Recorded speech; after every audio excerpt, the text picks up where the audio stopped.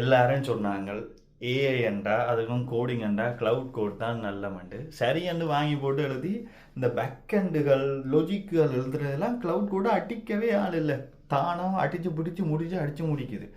ஆனால் இன்றைக்கு ஒரு யூஐயில் ஒரு சின்ன மாற்றம் செய்யணும். நானும் சொல்கிறேன் அதை கொஞ்சம் வடிவாக மாற்று, அதை அங்கே மாற்று, இதை இங்கே மாற்று, அந்த டொகுலை ஒழுங்காக பார்த்து சின்ன பிள்ளைத்தனமாக மாற்றாதன்னு திரும்ப திரும்ப சொல்கிறேன். அது திரும்ப திரும்ப சொதப்பிட்டே இருக்குது. அப்போ நீங்கள் கேட்கலாம், தம்பி நீங்கள் அதை ஒழுங்காக அப்புறம் பண்ணணும், சிஎஸ்எஸ் என்ன ஃபைலன்னு சொல்லணும், அது இதுன்னு அதெல்லாம் தெரிஞ்சால் நான் ஐயா க்ளவுடுக்கு போகிறேன், பேக்கெண்ட் டெவலப்பரையா.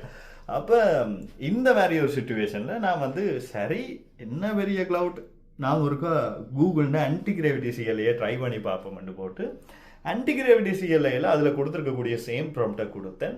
கம்பேரேட்டிவ்லி யூஐ சம்மந்தமான சின்ன வேலைகளுக்கு மோடிஃபிகேஷன்ஸுக்கு antigravity CLI with Gemini 3.5 flash model நல்லா ஒர்க் பண்ணுது. நீங்களும் ஒரு பேக்கெண்ட் டெவலப்பர் க்ளவுட் கோடை வச்சுக்கொண்டு யூஐயில் டோக்கன் போகுது ஆனால் வேலை நடக்குதே இல்லையண்டா ஒருக்கா ஆன்டிகிராவிட்டி சிஎல்ஐ ட்ரை பண்ணி பாருங்கள். சம்மந்தப்பட்ட பாதிக்கப்பட்டிருக்கக்கூடிய பேக்கெண்ட் டெவலப்பர்ஸுக்கும் இதை ஷேர் பண்ணி விடுங்க. அனுபவத்தில் இருந்து சொல்கிறேன். தேங்க்யூ.